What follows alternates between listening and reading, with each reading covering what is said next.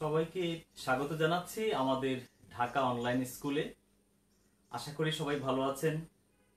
আর এই মুহূর্তে আমার সাথে যারা লাইভে যুক্ত হচ্ছেন বা হবেন তাদেরকে স্বাগতম জানাচ্ছি।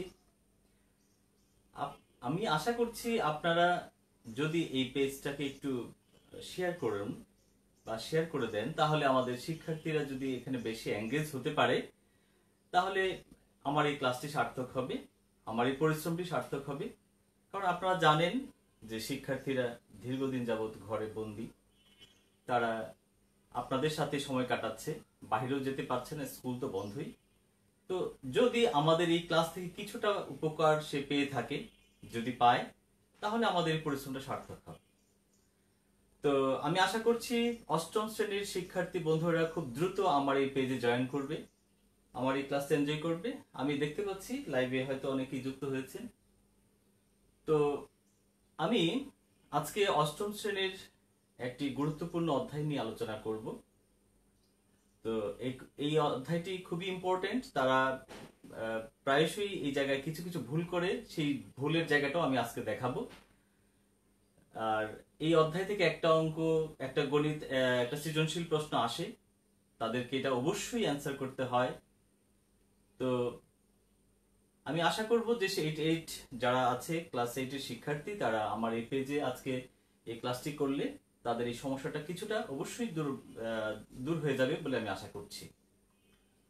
তো আমি আর কথা না বাড়িয়ে ক্লাসে চলে যাচ্ছি। তো কিছু শিক্ষার্থী যদি আমার সাথে যুক্ত হয়ে থাকে, তাহলে আমি আশা করব তোমরা হয়তো নিশ্চয়ই এতক্ষণে এই অঙ্কটা করে ফেলতে পেরেছো যে এখানে মান কি আসবে। এটা খুব ছোট্ট একটা সিলি জিনিস, ক্লাস 5এও তোমরা এই ধরনের কাজ করেছো, 6এও করে থাকো। ইয়েস। তো এখন তোমরা ক্লাস 8-এ পড়ো। তো এত 10% কত, আশা করছি তোমরা বের করতে পেরেছো। কত হবে একটু কমেন্টস করতে পারো, আমি দেখে নেই যদি হয়ে থাকে।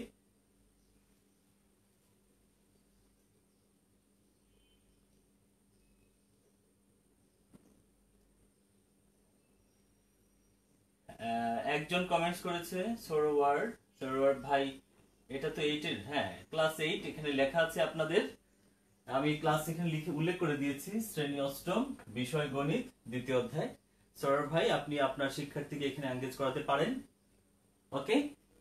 তো আরো যারা এঙ্গেজ হচ্ছে, আমি আশা করব যে তোমরা এটা পরবর্তী ভিডিও তো থাকছেই, তোমরা দেখে নিও। তো এটা যেহেতু 10%, অর্থাৎ 5,000 টাকা, 5,000 এর শতকরা মানেই হচ্ছে 100 ভাগের 1। তো এখানে আছে 10, তাহলে 100 ভাগের কত হবে? 10। তো আমার দুটো শূন্য যদি বাদ দিই, থাকলে হচ্ছে 500। তো এখানে লক্ষ্য করো যে আমার 10% হচ্ছে 5,000 টাকা। ওকে, আমরা তাহলে এবার পাঠে চলে যাই। তো শিক্ষার্থী বন্ধুরা, আমি পল্লব কুমার ভৌমিক, সহকারী প্রধান শিক্ষক, শান্তিপুর উচ্চ বিদ্যালয়, খিলগাঁও, ঢাকা। আজ আমি তোমাদের গণিত বইয়ের দ্বিতীয় অধ্যায় নিয়ে কাজ করছি। তো শিক্ষার্থী বন্ধুরা, তোমরা দেখে থাকো যে আমাদের টাকা পয়সা আমরা কি করি? নিরাপত্তার স্বার্থে কোথায় রাখি? ব্যাংক। ইয়েস, আমরা আমাদের অর্থ ব্যাংকে নিরাপত্তার স্বার্থে রাখতে পারি। তো এখন এখানে একটা কথা আছে, আমি জাস্ট একটু তোমাদের সাথে বিষয়টা শেয়ার করছি। যে ধরো তুমি তো দেখেছো অনেক ব্যাংক আছে আশেপাশে। তো তোমার আত্মীয় স্বজন বা আমরা কি করি, যে ইভেন তোমরাও কিন্তু তোমাদের নামে কিন্তু স্কুল অ্যাকাউন্ট আছে, স্কুল অ্যাকাউন্ট করা যায়, স্কুল শিক্ষার্থীদের স্টুডেন্ট অ্যাকাউন্ট আছে, সেটা অনেক ব্যাংকে তোমাদের নেয়। সেটা হচ্ছে টাকা এখানে জমা রাখা যায়। তো তোমরা জানো যে আমরা কি করি, সেখানে টাকা জমা রাখি নিরাপত্তার স্বার্থে। তো ব্যাংক কি করে? এই টাকা নিয়ে কি করে? ব্যাংক কিন্তু এই টাকা নিয়ে বিভিন্ন জায়গায়, বিভিন্ন বড় বড় কোম্পানি, বিভিন্ন মানুষদেরকে লোন দেয়। তারা কি করে? ওই টাকা নিয়ে ব্যবসা করে, অনেক লাভ, মুনাফা অর্জন করে, অনেক লাভ হয় তাদের ব্যবসায়। তো সেই টাকা আবার ব্যাংকে কি করতে হয়? ফেরতও দেয়। তো সাথে কি শুধুই টাকাটা, যে টাকা নিল সেটাই কি ফেরত দেয়? না বন্ধুরা, সেই টাকার সাথে ব্যাংক একটা ইন্টারেস্ট চায়, অর্থাৎ একটা মুনাফা চায়, যে তোমরা আমাকে এই এত টাকা নিচ্ছ, আমাদেরকে বছর শেষে এত টাকা দিবে, এরকম একটা কন্ডিশন থাকে। অর্থাৎ আমি বোঝাতে চাচ্ছি যে তো একজনের জন্য যত টাকা বলবে আরেকজনের জন্য কি অন্যরকম বলবে যে এত টাকা আপনাকে দিতে হবে? না, এটার একটা নির্দিষ্ট মাপকাঠি আছে। যেমন বলবে যে 100 টাকা যদি আমার কাছ থেকে নেওয়া হয়, ব্যাংক বলবে আমাকে যদি 1 বছর সময় পরে টাকাটা ফেরত দেওয়া হয় তাহলে আপনাকে 8 টাকা দিতে হবে, 5 টাকা দিতে হবে, অথবা বিভিন্ন ব্যাংকে 10 টাকা দিতে হবে, এরকম। এখন 100 টাকার এগেনস্টে 1 বছর পর সে তাকে 10 টাকা ফেরত দেবে, অর্থাৎ 100 টাকা তো দেবেই, আবার 10 টাকাও দেবে। এই যে একটা ব্যবস্থা, তো আমরা কি করি, ব্যাংকে টাকা যেমন রাখি আর কেউ ব্যাংক থেকে টাকা নিয়ে যায়, তাহলে কি দাঁড়ালো, আমি যদি রাখি তাহলে কি হবে, আমি কেন টাকা রাখবো, শুধু নিরাপত্তার স্বার্থে, ওকে। তো ব্যাংক এই টাকাটা নিয়ে সে তো ব্যবসা করতে, সে তো অন্যজনকে দিচ্ছে, লাভবান হচ্ছে, আমাকে কি কিছু দেবে না? হ্যাঁ, ব্যাংক কিন্তু আমাকেও কিছু মুনাফা দেয়। তো চলো আজকে আমরা এই বিষয়গুলো সম্পর্কে এই চ্যাপ্টার আমরা জেনে, আজকে আমাদের চ্যাপ্টারের আমাদের শিরোনাম হচ্ছে চক্রবৃদ্ধি মুনাফা। তো শিক্ষার্থী বন্ধুরা, আমরা মুনাফা শব্দের সাথে এর আগের চ্যাপ্টারে পরিচিত হয়েছি। সেখানে ছিল সরল মুনাফা। সরল মুনাফাকে কিন্তু শুধু মুনাফা বললেও আমরা বুঝি যে এটা সরল মুনাফা, কিন্তু চক্রবৃদ্ধি মুনাফাটা একটু ডিফারেন্ট। তো সরল মুনাফায় আমরা কি দেখেছিলাম, তো সরল মুনাফায় দেখেছিলাম যে 100 টাকা যদি 100 টাকার 1 বছরের মুনাফা ধরি আমরা 10 টাকা, এটা ব্যাংক বলে দিয়েছে যে আমার কাছ থেকে যদি 100 টাকা নেওয়া হয় 1 বছর পরে আমাকে 10 টাকা দিতে হবে, তাহলে আমাকে 10 টাকা দিতে হবে, এটা ব্যাংক বলছে। বা আমিও বলতে পারি, ব্যাংক বলছে আমাকে যদি কেউ টাকা রাখে আমার এখানে, তাহলে আমি তাকে 10 টাকা দেব। তা আমরা কি করলাম, আমরা মনে করো যে 1 টাকা যদি রাখতে চাই 1 বছরের জন্য, তা আমি মুনাফা পাবো কত, 100 ভাগের 10 টাকা। এটা তোমরা ক্লাস 5 এ করেছো, জাস্ট আমি একটু মনে করিয়ে দিচ্ছি। আমি যদি এবার 1000 টাকা রাখি ব্যাংকে, 1000 টাকা যদি আমি 1 বছর না রেখে 3 বছর রাখি, এখন কি হবে, 1 বছর না 3 বছর রাখলাম। তো যখন 3 বছর রাখলাম তখন মুনাফাটা স্বাভাবিকভাবে একটু বাড়বে। তাহলে কি হবে, আমার এই 100 তো ঠিকই থাকবে, 10 ঠিক থাকবে, আর এখানে এই যেহেতু 1 টাকার পরিবর্তে 1000 বেড়ে গেল, তাহলে আমার এখানে আসবে 1000 গুণ হবে। আর 1 বছরের পরিবর্তে 3 বছর, তাহলে এটা কি হবে, এটাও গুণ হবে, কারণ 1 বছরে যা পাবো 3 বছর তার 3 গুণ পাওয়ারই কথা, সুতরাং 3 গুণ হবে। তাহলে এখানে আমরা আরো 3 গুণ করব, তাহলে একটা রেজাল্ট আমি পাচ্ছি, সেটা কি 1 2 1 2 কেটে দিলাম 300 টাকা, তাহলে আমি এখানে পাচ্ছি 300 টাকা। এখন এখানে বিষয় লক্ষ্য করো, তোমরা এর আগের চ্যাপ্টার করেছো, এটা হচ্ছে মুনাফা, এটা সরল মুনাফা, এটাকে আমরা আয় দ্বারা প্রকাশ করতাম। তাহলে আয় সমান একটা সূত্র ছিল, তোমাদের মনে করতে পারছো নিশ্চয়ই, কারণ 2.1 আগের চ্যাপ্টারে এটা আছে। তাহলে সরল মুনাফা সমান এক্স্যাক্টলি PNR। তা আমরা দেখি সূত্রটা কিভাবে আসলো। এখানে লক্ষ্য করো, এটা ছিল আমার ব্যাংকে টাকা রাখার পরিমাণ, অর্থাৎ এটাকে কি বলবো আমরা, আসল বা মূলধন বা মূল, 3 ভাবেই বলা যায়। তা আমার মূল টাকা হচ্ছে 1000, আমি ব্যাংকে রেখেছিলাম, তাহলে এটা হচ্ছে P। আমি কত বছর রাখলাম, 3 বছর, তাহলে এই 3 বছর ব্যাংকে রাখলাম, এটা হচ্ছে N। আর ব্যাংক আমাকে কি দিচ্ছে, একটা মুনাফা দিচ্ছে যে 100 টাকা রাখলে 1 বছরে 10 টাকা পাওয়া যায়, এইটাকে কি বলে, জি বার্ষিক মুনাফার হার, এটাকে বলে বার্ষিক মুনাফার হার, অর্থাৎ আর। তাহলে এখানে 100 টাকা রাখলে 10 টাকা, তাহলে 100 ভাগের 10 পাবো আমি, এইটা হচ্ছে আর। তাহলে আমার সূত্রটা কি দাঁড়ালো, মুনাফা সমান, তাহলে তোমরা নিশ্চয়ই দেখতে পাচ্ছ মুনাফা সমান P, মুনাফার সূত্র যেটা তোমরা আগের চ্যাপ্টারে করেছো, এখানেও কাজে লাগবে। তো PNR, এটার মধ্যে আমি যদি 3 বছর কেন, 5 বছর, 10 বছর, 18 বছর, 20 বছর, যাই হোক, টাকার পরিমাণ 1000 কেন, 1 লাখ, 2 লাখ, 3 লাখ, 5 লাখ, যাই হবে, 50,000 বসিয়ে দিয়ে হিসাব করবা। আর সুদের মুনাফার হার যদি 10 থাকে তাহলে 100 ভাগের 10, যদি 5 থাকে কি হবে, যদি 5 থাকে তাহলে 100 ভাগের 5, এখানে 100 ভাগের 5, বইয়ে এটাকে 5%, 10%, 8% এভাবে উল্লেখ করে দেয়। তাহলে আমরা দেখতে পাচ্ছি যে সরল মুনাফার এইভাবে আমরা বের করতে পাচ্ছি। আচ্ছা, এবার চলো বন্ধুরা আমরা এবার একটু দেখে নেই যে এই টাকাটা কিভাবে চক্রাকারে বাড়বে। এখন আমরা যদি একটা গল্প দিয়ে শুরু করি, ছোট্ট একটা ঘটনা দিয়ে বলি। যদি আমি এই 1000 টাকা ব্যাংকে রাখলাম, 1 বছর পর এটা কি হবে? বাড়বে। তাহলে 1 বছর পর বাড়বে, একটু বাড়বে। আমরা এখানে 3 বছর দেখেছিলাম। তো 1 বছর পর যতটুকু বাড়লো, এই মুনাফাটা আবার কি হবে? আসলের সাথে যোগ হয়ে যাবে বছর শেষে। মনে করো তুমি জানুয়ারি মাসে 1000 টাকা ব্যাংকে রেখেছো, তো ডিসেম্বরে শেষ হবে, কি হবে? তাহলে 1 বছর হয়ে যাবে। 1 বছরে কিছু পরিমাণ মুনাফা ব্যাংক তোমাকে দেবে। ওই মুনাফাটা কি হবে? পরবর্তী বছরে এই টাকা, মূল টাকার সাথে এটা আবার যোগ হয়ে যাবে, হয়ে এটা তো তোমার টাকা, ব্যাংক তোমাকে কিছু দিচ্ছে, তো ওইটা অ্যাড হয়ে যাচ্ছে। অ্যাড হয়ে কি হবে? আসল টাকাটা কি হবে? একটু বেড়ে যাবে। আমরা একটু ঘটনাটা দেখে নিই। মনে করো তুমি 100 টাকার 1 বছরের মুনাফা 10 টাকা। তাহলে 1 টাকার 1 বছরের মুনাফা হবে 100/10। তাহলে 1000 টাকা তুমি যদি রাখো, তাহলে 1000 টাকার 1 বছরের মুনাফা পাবো হতো কত? 100/10 ইন্টু 1 তো আছেই, 1 ইন্টু 100।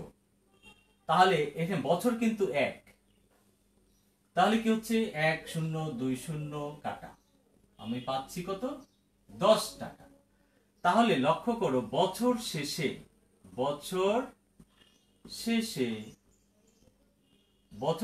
আমি কত পাচ্ছি? বছর শেষে পাচ্ছি কত? মোট মূলধন হয়ে যাবে এটা, বা এটাকে বলবো আমরা চক্রবৃদ্ধি মূল। এটা বছর শেষে যখন যোগ হয়ে যায়, এটা হচ্ছে তখন চক্রবৃদ্ধি মূল বা মূলধন। এটাকে বন্ধুরা সি দ্বারা কিন্তু প্রকাশ করা হয়। যাক, আমরা এই কথায় পরে আসছি। তাহলে সি সমান হবে, আমার হবে এখানে, সরি এখানে তো 1000 ছিল, একটা শূন্য বেশি হবে, তো 1 শূন্য কাটা 100 টাকা।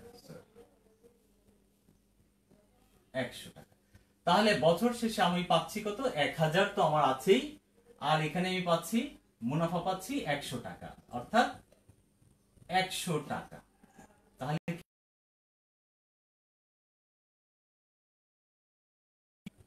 এখন 1 বছর পরের ঘটনা হচ্ছে এটা, 1 বছর পরের ঘটনা।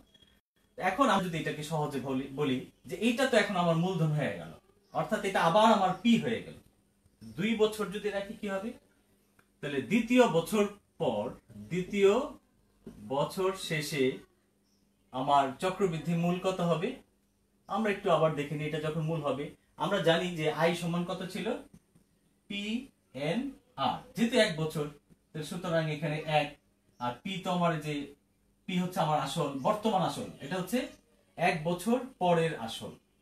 তাহলে আমরা দেখতে পাচ্ছি পি হচ্ছে 1100 ইন্টু এন হচ্ছে 1 বছর, আর হচ্ছে মুনাফার হার হচ্ছে আমার 100/10, এই টাকা। তাহলে আমি যদি কেটে দিই, কি পাচ্ছি?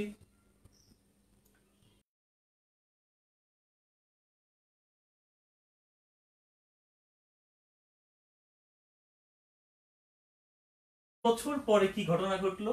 আমি 110 টাকা পেলাম, অর্থাৎ এটা টাকাটা আমি জানুয়ারি মাসে রাখলাম, আমি এইটা মুনাফা পেলাম ডিসেম্বরে। অর্থাৎ তাহলে এখন আমি ফেরত,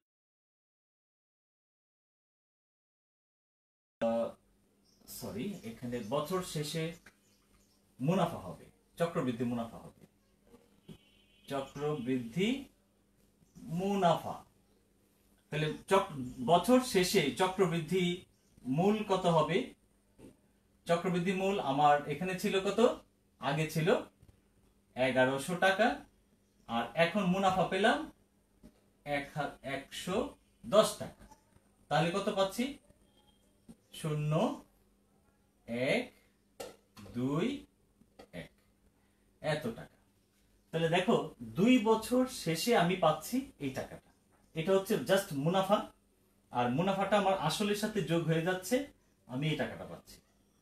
এরপরে আবার যদি আমি মনে করো যদি রাখি তৃতীয় বছর, যদি রাখি তৃতীয় বছর সাথে মুনাফা কত হবে? মুনাফা হবে আবার এই টাকাটা হচ্ছে আমার এখন আসল। তো এই টাকাটা যদি আমার আসল হয় তাহলে এত, আর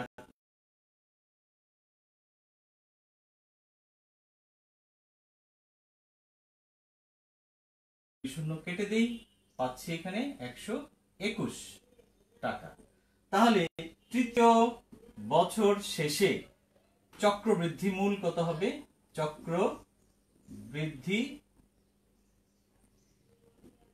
চক্রবৃদ্ধি মূল আমার টাকা ছিল কত? 1210। এটা ছিল আমার এই পরবর্তী বছরের আসল টাকা। আর মুনাফা পেলাম কত? 121 টাকা। তাহলে 1210 যোগ 121, তাহলে কত পেলাম?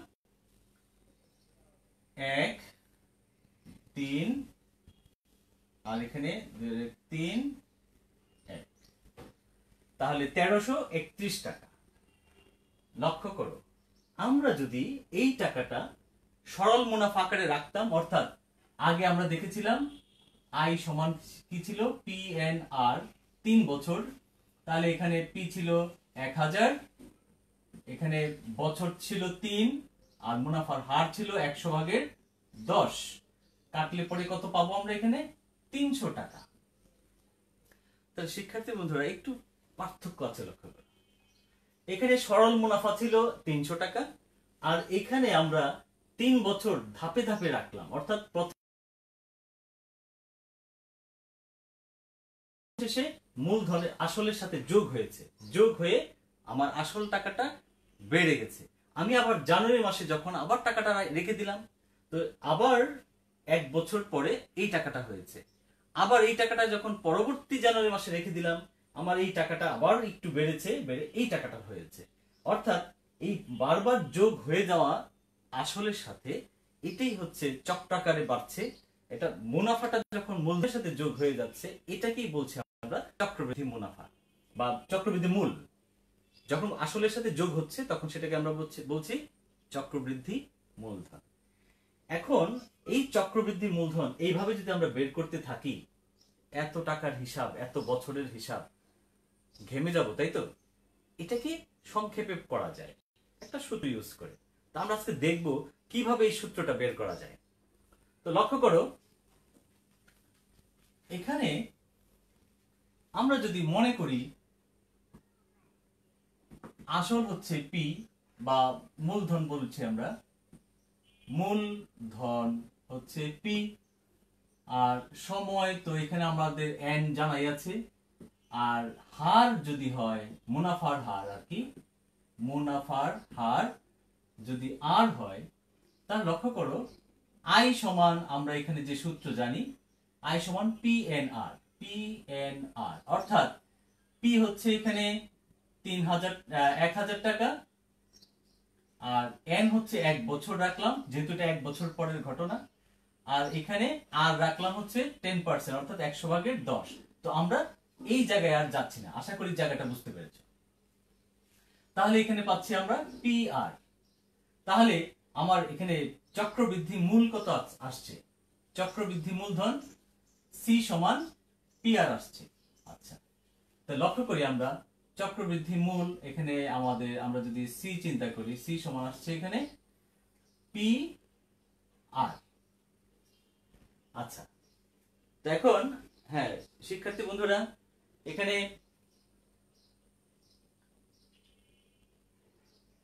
হ্যাঁ চক্রবৃদ্ধি মূল আসছে কত আমার? এখানে আমাদের চক্রবৃদ্ধি মূল আসছে, সরি মুনাফা আসছে PR, আর আমার আসল টাকাটা কত? আসল টাকাটা হচ্ছে পি। আমরা একটু একটু আলাদা করে লিখি এটা। আসল টাকাটা হচ্ছে সি যদি বলি, চক্রবৃদ্ধি মূলধন যদি বলি, তাহলে আমার আসল টাকাটা তো পি থাকবেই, আর মুনাফাটা হচ্ছিল আই সমান ছিল PR, তাহলে এখানে PR লিখলাম। এবার যদি আমি পি কমন নেই, তাহলে 1 + R পাবো। এটা গেল আমার প্রথম বছরের ঘটনা, প্রথম বছর এখানে এই পর্যন্ত এইটুকু ঘটনা। এবার দ্বিতীয় বছর পরে যদি লক্ষ্য করি, আবার দ্বিতীয় বছর পরে যদি আবার লক্ষ্য করি যে এইখানে এই টাকাটা কোথায়, দ্বিতীয় বছর শেষে মুনাফা, এটা মুনাফা ছিল আর এটা ছিল আমার মূল। তো দ্বিতীয় বছর পরে আবার যদি C2 চিন্তা করি তাহলে কি হবে, এইটা হচ্ছে আমার এখন ক্যাপিটাল, মূলধন, এটা হচ্ছে আমার এখন মূলধন।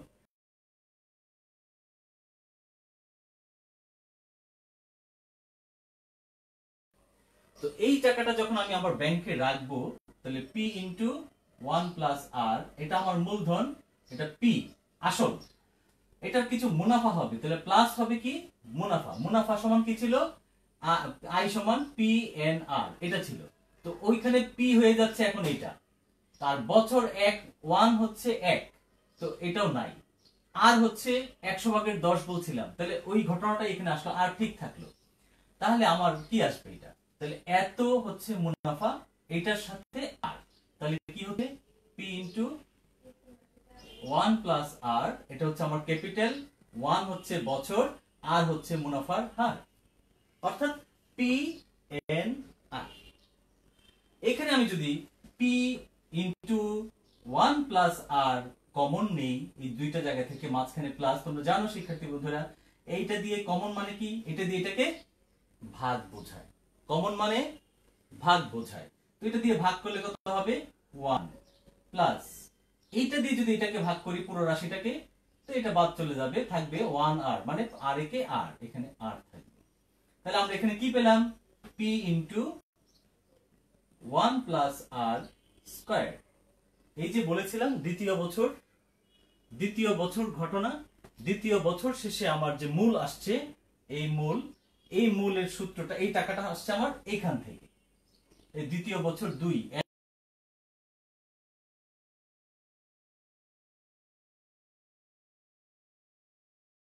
তো এই জায়গাটা যখন আমি দেখব যে এই জায়গাটা, তো C3 3 বছর পরে কি ঘটনা ঘটবে, 3 বছর পর আবার সেই একই কথা, আমার এখানে 3 বছর পর আমার আসল হয়, দ্বিতীয় বছর শেষে আমার আসল হয়ে গেল, এটা ক্যাপিটাল, এটা আমার টাকা, ব্যাংক আমাকে একটু মুনাফা দিয়েছিল, আমার আসল ছিল এটা, এটার সাথে যোগ হয়ে এটা হয়ে গেছে আমার ক্যাপিটাল দ্বিতীয় বছর শেষে। এবার জানুয়ারি মাসের ঘটনা, আমি জানুয়ারি মাসে এই টাকাটা আবার রেখে দিলাম, 1 বছর যাবে, তা আমি যদি রেখে দিই, বছর শেষে P ইন্টু কত 1+R হোল স্কয়ার, এটা হচ্ছে আমার আসল টাকা, এর সাথে ব্যাংক আমাকে 1 বছর যাবে, 1 বছর পর আমাকে দিবে মুনাফা, কত দেবে, এটার পরে মুনাফা দেবে আমার আবার সেই I সমান PNR, অর্থাৎ PNR এই সূত্র অনুযায়ী এখানে P কত, এখন আমার মূলধনটা হয়ে গেছে এটা, এটা আমার মূলধন, তাহলে P এখন আর P নেই, P অনেক বড় হয়ে গেছে, তাহলে কি হবে P ইন্টু 1+R তার হোল স্কয়ার। N হচ্ছে 1 বছর, কারণ আমার তৃতীয় বছর, একটা বছর আমি রাখবো, ডিসেম্বর, জানুয়ারি থেকে আবার ডিসেম্বর, এটা হচ্ছে N। আর হচ্ছে মুনাফা, মুনাফা তো আর সবাই আমরা জানি, তো ইনটু আর। এবার আমি যদি এই রাশিটা আর এই রাশিটা কমন দেখতে পাচ্ছি, যদি কমন নেই 1+R হোল স্কয়ার, কমন যদি নেই, কমন মানে কি আগেও বলেছি, এটা দিয়ে এটাকে কি করব ভাগ, তো এই রাশি দিয়ে যদি এই রাশিটাকে ভাগ করি, সেম সমজাতীয় রাশি ভাগ করলে 1 হবে, আর প্লাস এইটা দিয়ে যদি এটাকে ভাগ করি তাহলে কি হবে, এটা বাদ হয়ে যাবে, থাকবে 1R, তার মানে R। তাহলে লক্ষ্য করো P সমান কত পেয়ে যাচ্ছি, 1+R স্কয়ার, এখানে 1, কত হবে 3, অর্থাৎ এই রাশিটা 3টা হয়ে গেল। এখন আমরা যদি একটু চিন্তা করি ঘটনাটা কি, এখানে ছিল C1 1 বছরের ঘটনা, এটা 2 বছরের ঘটনা, এটা 3 বছরের ঘটনা। তো এইভাবে যদি যেতে থাকে তাহলে আমার মান চলে আসছে এটা। তা আমি যদি এটাকে একটু সূত্র আকারে চিন্তা করি, P ছিল আমার প্রথম মূলধন, হ্যাঁ, এইভাবে যদি আমরা, আর হচ্ছে আমার মুনাফার হার, এখন 3 বছর রাখার কারণে আমি এখানে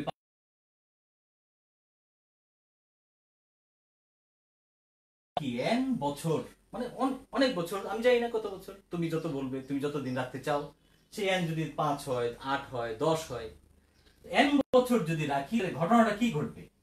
p ইনটু 1 প্লাস r পাওয়ার হচ্ছে n, এখানে n চলে যাচ্ছে। এইটাই হচ্ছে আজকে আমাদের এই সেই আলোচ্য সূত্র, যে সূত্র বলে আমাকে এই কাজটা করতে হবে না। আশা করছি এই জায়গাটা তোমরা বুঝতে পেরেছ। এখানে কিন্তু প্রতি বছর শেষে আমার মূলধন হয়ে যাচ্ছে, এটা মুনাফার সাথে অ্যাড হয়ে, যে এটা হচ্ছে মূলধন, এটা ছিল মুনাফা। আই সমান পি আর আমি দেখেছিলাম 1, তো আর এন এর মান, এন তো এখানে নেই, এন মানে 1, তাহলে পি আর এন আর গুণ করলে পি আর ই পাচ্ছি, এখান থেকে কমন নিয়ে এটা বানিয়েছি। এটা হচ্ছে আমার প্রথম বছর শেষে মূলধন। এটা হচ্ছে প্রথম বছর শেষ হয়ে যখন রাখলাম তখন আবার একটু মুনাফা পেলাম, তখন হয়ে গেল এটা মূলধন। যখন এইটা আবার পরবর্তী বছর রাখলাম, জানুয়ারি মাসে রাখলাম, ডিসেম্বর শেষে আবার এটার সাথে আবার অ্যাড হয়ে গেল এটা। তাহলে কি দেখতে পাচ্ছি? প্রতি বছর মুনাফাটা যোগ হচ্ছে। এই সিস্টেমটাই হচ্ছে চক্রবৃদ্ধি মুনাফা, চক্রবৃদ্ধি মূলধন। আর যে মুনাফাটা পেলাম এখানে, এই যে এটা হচ্ছে মূলধন, এটা হচ্ছে মুনাফা। এখানে এখানে এটা ছিল মূলধন, এটা হচ্ছে মুনাফা। তো সব শেষে আমরা কি দেখলাম? একটা সূত্র দাঁড়ায় গেল। তো ইজিলি আমরা এখন এই সূত্রটা অ্যাপ্লাই করতে পারবো। তো আমরা একটু দেখি এবার, যদি এখানে আমরা দেখেছিলাম যে 100 টাকা যখন 1000 টাকা যখন 3 বছর রেখেছিলাম, আমরা দেখছিলাম যে এই টাকাটা পাই। তাহলে আমরা যদি একটু এখানে দেখার চেষ্টা করি, পি সমান ছিল 1000, এন ছিল, আমি 3 বছর রেখেছি এখানে 3 বছর, আর মুনাফার হার ছিল 10%, আই মিন 100/10। সুতরাং চক্রবৃদ্ধি মূলধন অর্থাৎ সি সমান কি হবে? আমরা সরাসরি বলে দেব p into 1 plus r whole to the power n। তো আমরা যদি এবার দেখি যে এই মানটা বসিয়ে যদি এই মানটা পেয়ে যাই, তাহলে দেখতে পাচ্ছি যে আমাদের সূত্র আর এখানকার হিসাব ঠিক আছে। এবার আমরা দেখি p সমান হচ্ছে এখানে 1000, এটাকে ইংরেজি আমরা একটা বাংলায় করে নিলাম, আর সমান হচ্ছে 100/10, 100/10, n হচ্ছে 3 বছর, এখানে দিলাম 3। তাহলে 1000 ইনটু এখানে 100 কত হবে? 100/100 যোগ 10, তাহলে 110 এখানে হবে 3। আমরা যদি একটু ক্যালকুলেটর এখানে ব্যবহার করতে পারবে তোমরা, কারণ তোমাদের তো ক্যালকুলেটর ব্যবহারের এখন স্বাধীনতা আছে, তোমরা জেএসসি তে সেন্টারেও তোমরা ক্যালকুলেটর ব্যবহার করতে পারবে। তো সেই ক্যালকুলেটর হিসাব করে আমরা যদি এটাকে কেটে দিয়ে পর যদি বলি কত হবে, এখানে 1000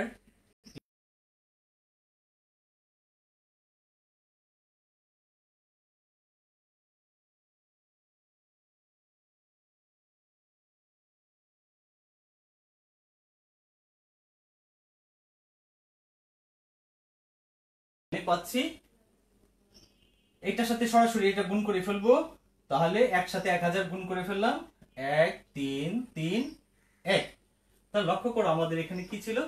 এই টাকাটাই ছিল এখানে ছিল, সরি আমি মুছে ফেলেছি, তো তোমরা একটু পরে দেখে নিও যে এখানে 1331 ছিল।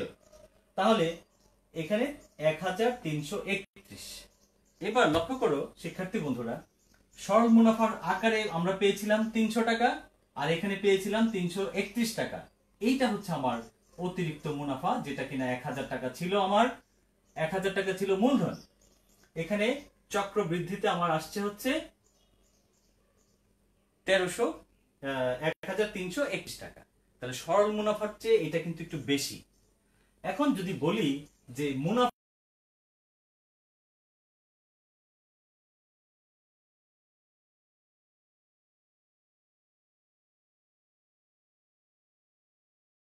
অনেকেই বলে চক্রবৃদ্ধি মূল বলে, হ্যাঁ সব বৃদ্ধি মূলও বলা চলে। তো সব বৃদ্ধি মূল অবশ্য চক্রাকারে হতে হবে, হওয়ার পরে আমরা বলতে পারবো সব বৃদ্ধি মূল। তো সি হচ্ছে আমার সেই চক্রবৃদ্ধি মূলধন বা মূল বা আসল, চক্রবৃদ্ধি আসল, এইভাবে এই টাকাটা। তো এখানে যদি বলে আমাকে চক্রবৃদ্ধি মুনাফা কত, চক্রবৃদ্ধি মুনাফা এটা কি? মুনাফা মানে হচ্ছে শুধু মুনাফাটা এখানে। তাহলে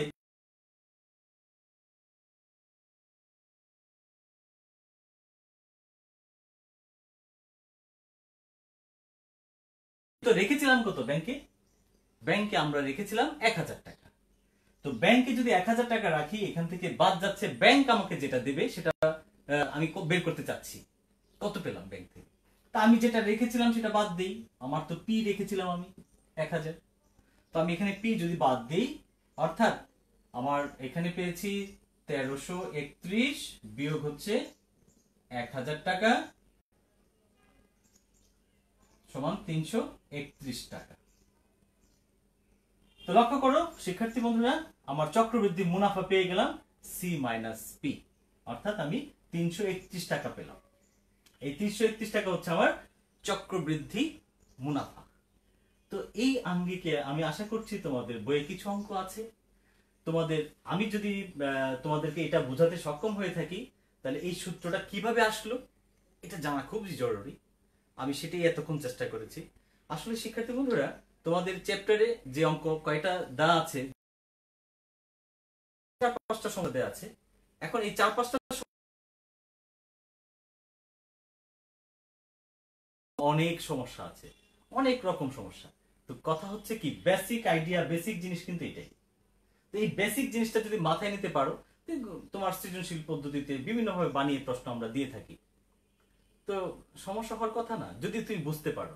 3টা আইটেম আছে এখানে, একটা হচ্ছে আসল পি, একটা হচ্ছে সময় এন, মুনাফার হার আর আরেকটা কি আমার এখানে, হ্যাঁ এই তো 3টা। তাহলে সময়, মূলধন আর হচ্ছে মুনাফার হার, এই 3টা বিষয়কে নিয়েই কিন্তু রিলেট করেই কিন্তু এই পদ্ধতি, চক্রবৃদ্ধি বা সরল মুনাফা যাই বলো। তো আমরা যদি এই সূত্রটা ব্যবহার করে এই যে একটা অঙ্ক আমরা দেখে ফেললাম, এরকম ভাবে তোমার বইয়ে কয়েকটা সমস্যা আছে। তুমি চিন্তা করতে পারো, তুমি এখানে 1000 টাকার জায়গায় 5000 টাকা রাখলা ব্যাংকে, বেশ। তুমি চিন্তা করছো 3 বছর রাখছো, ঠিক আছে থাক। তুমি রাখছো 10% হারে, ব্যাংক তোমাকে ইন্টারেস্ট দেবে, ঠিক আছে 10% থাক। সমস্ত অঙ্ক ঠিক আছে। কি করবে তুমি? তোমার এখানে যদি 5 হয় 5000, তুমি এখানে জাস্ট 5 বসিয়ে দিবা। এখানে 5, এখানে 5, এখানে 5, হিসাব করলে যা আসবে বাকিটা 5000 এত থেকে এখান থেকে 5 বিয়োগ করে দেবে এই জায়গাটা থেকে। এখানে যা পাবে তার থেকে 5000 বিয়োগ, 5000 বিয়োগ, তুমি পেয়ে যাচ্ছ মুনাফা। অথবা তোমাকে প্রশ্ন করবে চক্রবৃদ্ধি মূলধন কত, তাহলে কিন্তু তোমার এখানেই শেষ। শিক্ষার্থী বন্ধু লক্ষ্য রাখবে প্রশ্নে কি চায়, ভালো করে প্রশ্নটা পড়তে হবে। তাহলে মূলধন যদি চায় তাহলে এখানে শেষ। যদি চক্রবৃদ্ধি মুনাফা চায় তাহলে এই লাইনটা করে বিয়োগ করে বের করে দিতে হবে। তাহলে এই 2টা অংশই এখানে আছে। আমরা আজকের মতো এখানে শেষ করতে চাচ্ছি। তোমরা এই অঙ্ক কয়েকটা প্র্যাকটিস করবে, তোমাদের সমস্যা 2টা প্র্যাকটিস করবে। তোমাদের বইয়ে এই জাতীয় কিছু সমস্যা আছে শুরুর দিকে, এখান থেকে বেশ কয়েকটা অবজেক্টিভও থাকবে তোমাদের। তো তোমরা এই জিনিসগুলো একটু প্র্যাকটিস করবে। আর আগামী ক্লাসে আবার আমি এর পরের সমস্যাগুলো দেখার চেষ্টা করব। আর কিছু গাণিতিক সমস্যা ভিন্নভাবে সলিউশন করতে হয়। এই সমাধান পদ্ধতিটা আসলে প্র্যাকটিসের নির্ভর। তোমরা যদি বেশি বেশি প্র্যাকটিস করো তাহলে সেই সমস্যাগুলো অভ্যস্ত হয়ে যাবে, যে যাই চা হোক না কেন তুমি অ্যান্সার করতে পারবে। তো আশা করছি কমেন্টস করে জানাবে কোথাও কোথাও যদি তোমাদের সমস্যা হয়। তোমরা যদি সেই কমেন্টস দেখে আমি যদি দেখি যে তোমাদেরকে মেজর সমস্যা, তাহলে নেক্সট ক্লাসে সেই সমস্যাগুলো নিয়ে আমি কথা বলবো, বা সেখানে আমার সমস্যা সমাধান করতে সহজ হবে, যে কি তোমাদের সাথে আলোচনা করতে হবে। তো শিক্ষার্থী বন্ধুরা ভালো থেকো। তো বাসায় থেকো, মা বাবাকে সাহায্য করো, পরিবারে সময় দাও, আর নিয়মিত পড়াশোনা করবে। আশা করি ভবিষ্যৎ ভালো থাকবে। সবাইকে ধন্যবাদ জানিয়ে শেষ করছি।